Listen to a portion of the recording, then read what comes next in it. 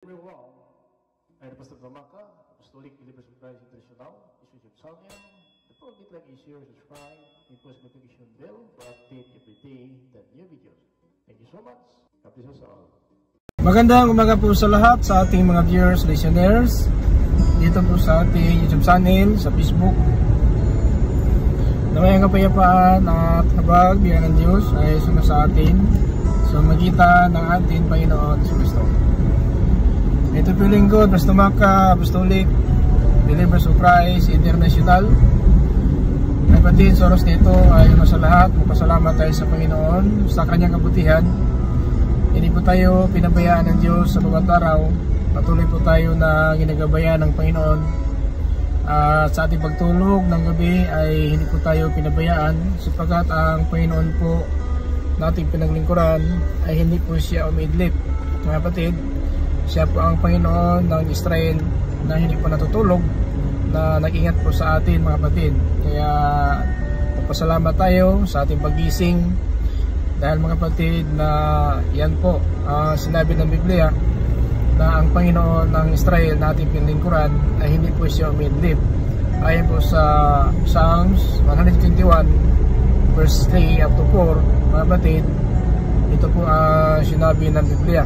Hindi po siya natutulog mga kapatid. Hindi niya papayagan na ikaw ay mabuwan. Siyang nag-iingat sa iyo ay hindi natutulog. Pakinggan mo ito. Ang nag-iingat sa mga taga-Israel ay hindi umiitlip o natutulog. Ang Panginoon ang nag-iingat sa iyo. Siya'y kasama mo upang ikaw ay patnubayan. Hindi makakasakit sa iyo ang init ng araw. So mga kapatid, napakaganda po na ang mga salita ng Diyos na binigay po sa atin dahil totoo po yan, no? Kahit ano ang mangyari ng sanlibutan, natutulog tayo, may mga sakuna inaasahan, may lindol, may bagyo, no? May tsunami, at saka may sakit, salot dito po sa libutan na ito po ay kumakalas ng buhay ng tao. At sama tayo paroroon, nag-iit po sa atin sa daan. Kahit na po ang sikat na araw, hindi po nakakapasok sa atin. Kahit na po ang buwan ng gabi, hindi po nakakasira sa atin. O ang liwanag ng buwan kung gabi. Iingatan ka ng Panginoon sa anumang kapahamakan. Pati ang buhay mo'y kanyang iingatan. Yan mga kapatid, pati buhay natin, kanyang iingatan. So napakaganda po na bakit nakaranas tayo ng mga pagsubok, kapigatian, may sakit. Dahil dumaan po ng coronavirus is almost 3 years, no? Mag 4 years na ngayon, mayroon pa rin. Kasi 2019, umpisa po ang coronavirus. Ngayon, mayroon pa rin positive po dito sa Japan. May positive pa rin ng corona. So, minito hindi pa natapos po itong suliranin po ng coronavirus. Pero bakit buhay pa tayo ngayon? Dahil po na siya po nag-ingat ng buhay natin. Ayon po sa Psalms 121 verse 7. Iingatan ka ng Panginoon sa anumang kapahamakan. Pati ang buhay mo'y kanyang iingatan. Ang coronavirus mga kapatid, hindi ka nagpapahamak lang, pumapatay talaga ang coronavirus. So to God be the glory, dahil na hindi po tayo tinimbuhay ngayon na dahil po nabaksinan tayo, dahil nagmask tayo, hindi po yan ang mga kapatid na protekta ng buhay natin, ang itong vaccine, itong mask, hindi po yan. Ang Diyos po ang protekta ng buhay natin. Kaya hanggang ngayon buhay pa tayo. Kahit na po kung dumaan na po matinding pagsubok ng coronavirus, na kahit na po saan bansa ay walang nakaiwas. Kapatid, walang nakaiwas po kahit anong bansa, lugar ay dinaanan ng coronavirus. Kahit na po sa bundok, sa bundukin, nakarating po doon ang coronavirus, no? So kahit mga balita, meron talagang natamaan at namatay talaga. So to God be glory, dahil ang Diyos po natin pinalingkuran, hindi po siya umiidlip at iningatan po tayo sa mga kapahamakan. Kasi kung matamaan ka ng coronavirus, hindi ka pahamakan lang, patay ka talaga.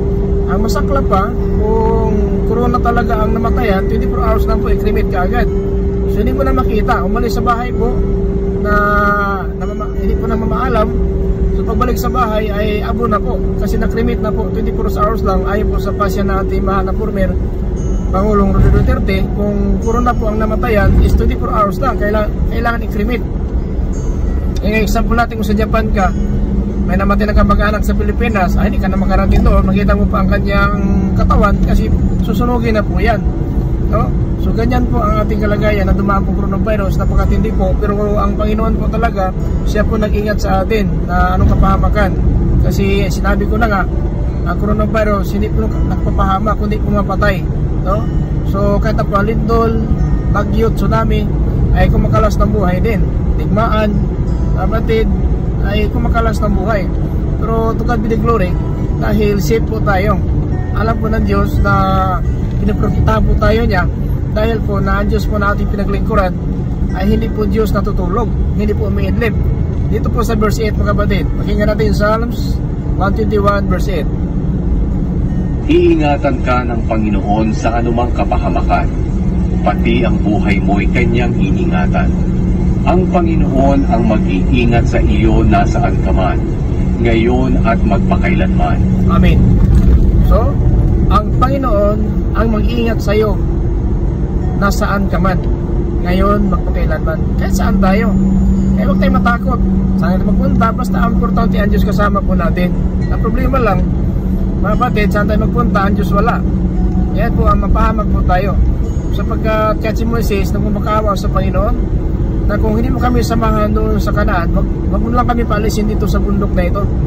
Sabi ng Panginoon, sige, pumasok kayo sa Kanaan pero hindi ako sasama sa inyo. Nung kumakawa si Moises, Panginoon, kung hindi ka sasama sa amin, no? So wag mo lang kami paalisin dito.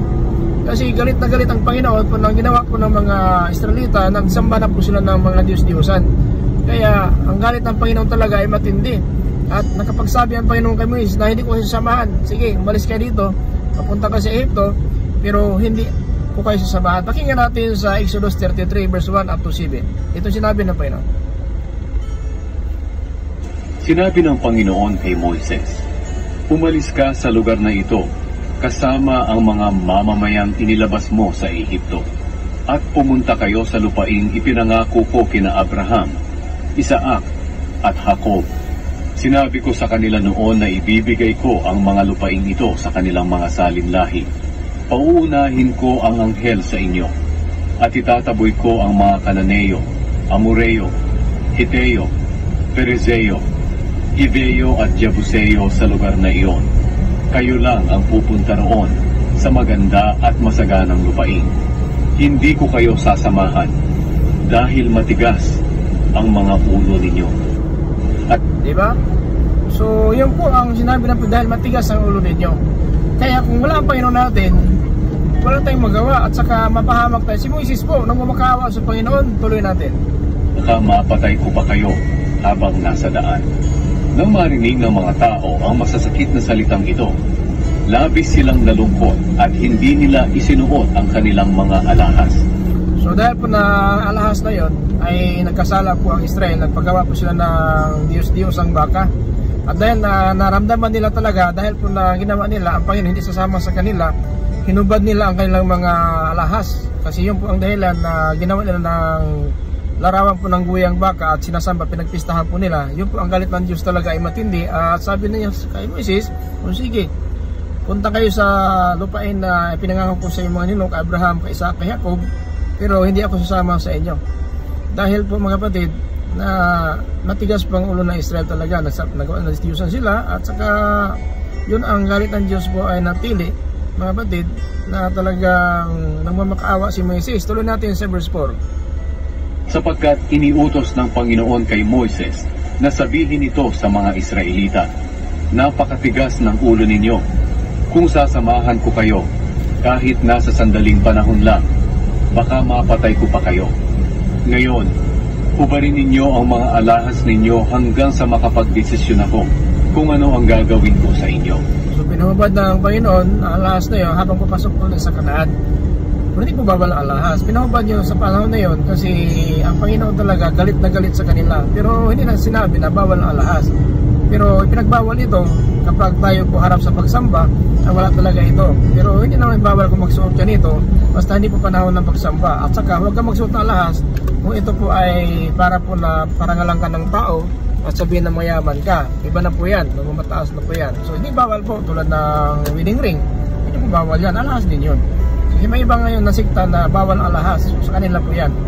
Ang Biblia po hindi po. Kasi ito po ay hinubad ng mga Israelita ang alahas dahil po nang galit ng Diyos, mga kapatid. So hindi po ito bawal kasi si Solomon, alahas ang pag-usapan. Grabe ang alahas si Solomon. So hindi bawal. So ito mga kapatid, na panahon po, ang Israel po ay nagkasala, galit na galit ang Diyos, kaya hinubad nila ang kanyang alahas para po na samahan sila ng Panginoon doon po sa lupain ng Kanaan. Tuloy natin. Kaya hinubad ng mga Israelita ang mga alahas nila roon sa bundok ng Horeb. Ang toldang tipanan. Nakaugalian na ni Moises na itayo ang tolda malayo sa kampo. Ang toldang ito'y tinatawag na toldang tipanan. Pumupunta sa toldang ito ang sinumang gustong malaman ang kalooban ng Panginoon. Sa tuwing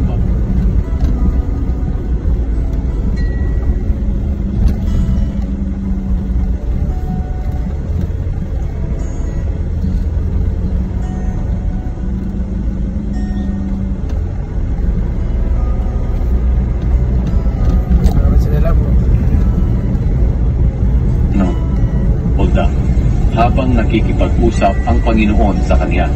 At kapag nakita ng mga tao ang makapal na ulap sa pintuan ng tolda, tumatayo sila at sumasamba sa Panginoon.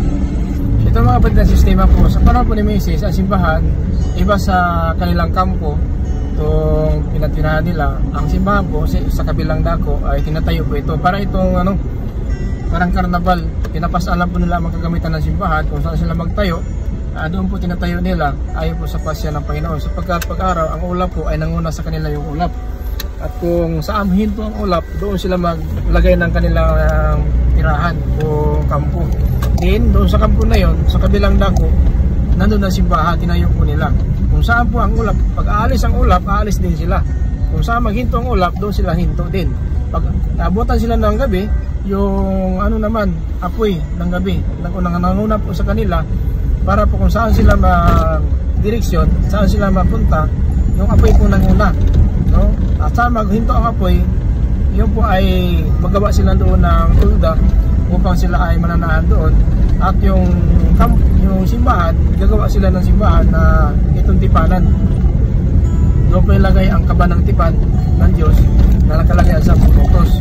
At yun po ang panahon po ni Moises. Ganyan po ang paraan ng panahon ni Moises, kung ano ang kanilang mga paraan ng kanilang buhay bilang mga alagad ng Diyos. So pinapasaan po nila ang kanilang tulda kung saan sila lalabas ang ulap na mangunan sa araw, aalis sila at ang ulap ang nanguna.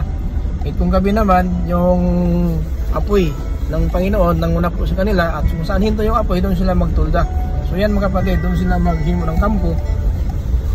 Parang youth camp, no? Parang youth camp kung saan saan magkaisa po ang mga Kristiyano, doon nagkakaisa pagpuri sa Panginoon. Yung po panahon ni Moises, parang youth camp na may kampo sila at may tulda na tipanan.